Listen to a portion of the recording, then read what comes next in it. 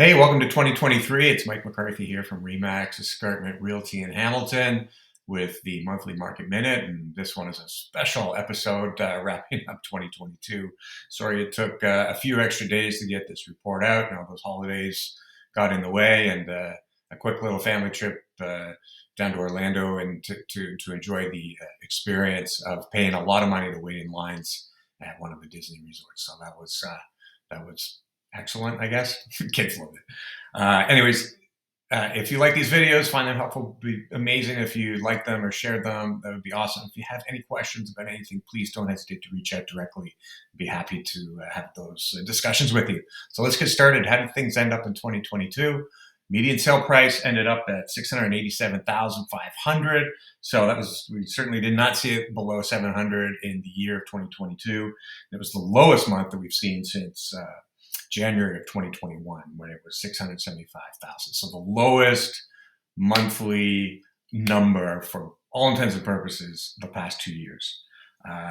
From last December, when we were way up here, a couple of months before the peak in February, we're down 17.2% in the Hamilton market. So a very steep decline in value, unfortunately, especially for everyone that bought in that period.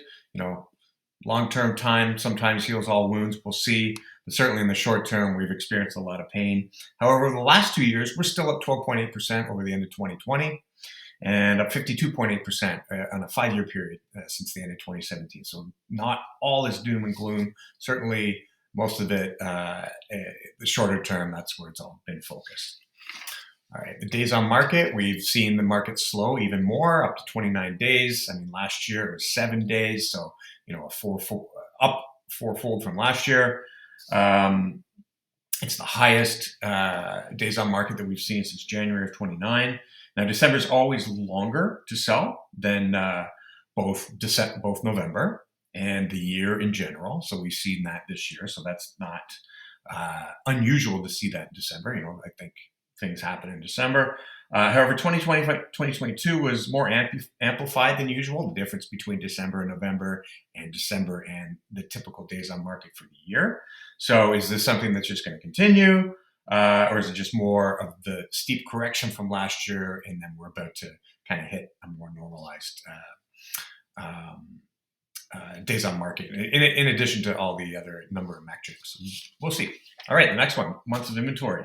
Same number as 2022, and this number of 3.4 months is the most we've seen since January of 2013. So the second and third highest months of inventory in the last 10 years. So significant, but we're not seeing a significant change over the last six months, since price levels have generally stabilized, although we may be going back down significantly. We'll see. But this change from November to December is normal. Sometimes it goes up, sometimes it goes down from November to December. So not unusual to see that at this time of year. Okay, this is the big one. If you're looking for a buyer out there, you hope you have X-ray eyesight, because they are hard to find.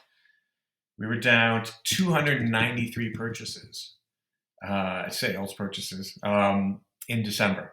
That is the lowest number of purchases we've seen in a single month in at least the last 10 years, as far as we can go back and see the data. The slowest month we've seen. Now, December's, yes, they are typically slow, but even compared to last year in December, we had 495 sales, 293 this year. That's down 40%. And we're down, went down a third from November, which isn't the busiest month of the year either. Definitely you expect to see a decline, but usually not a decline of that magnitude.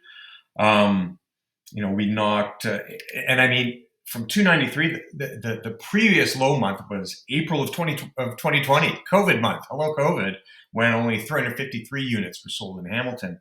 We blew that out of the water by 60 fewer units. So this is like the Wayne Gretzky of slow months. Like, it just way further ahead than even the next one on the list. So the drastic increase in interest rates that we've seen, just things in general costing more. There's just so much less income out there and purchasing power available. And we're seeing that. These are real numbers. The buyers are just not out there. Okay. Here we are with new listings. This looks low too, but it's not. It's actually not an abnormally low number of new listings in December. Again, we get busy with things in December, obviously, but it is.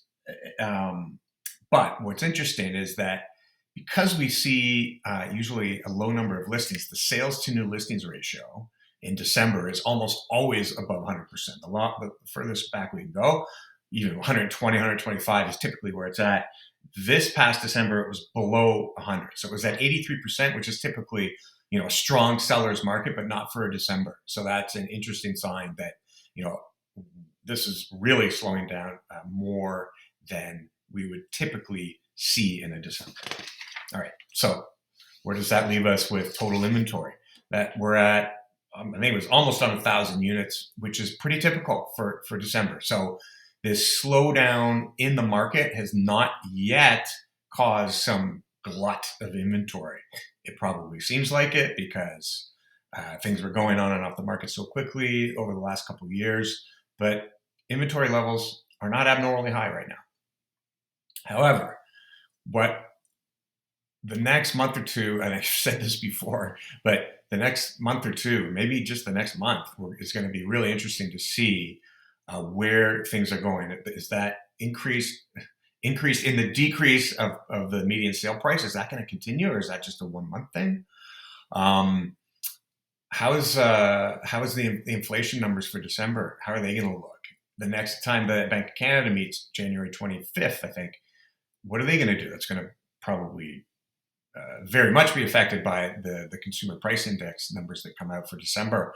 The bank wants to get that rate down. Things were humming along for everybody when interest rates were low, inflation remained low. Those were some sweet times out there. But the bank is really using interest rate. Obviously, it's a pretty standard monetary policy to keep inflation down. So they want to get it down, but they're not going to get it down if inflation does not look to be coming down. And they got it down from up in the 8s to 6.8 for the prior 3 months, but it stopped there. So if that number's not coming down, probably rates aren't going to be coming down anytime soon. So we'll see what happens over the next month. That'll be really interesting to see how these numbers hash out, and probably have a great effect on what happens over the next few months. But we'll be back in less than a month to let you know how things shook out in the month of January, and look forward to seeing you then. Thank you so much for your time. Really appreciate it. And again, if you have any questions, don't hesitate to reach out. Always happy to chat. Great.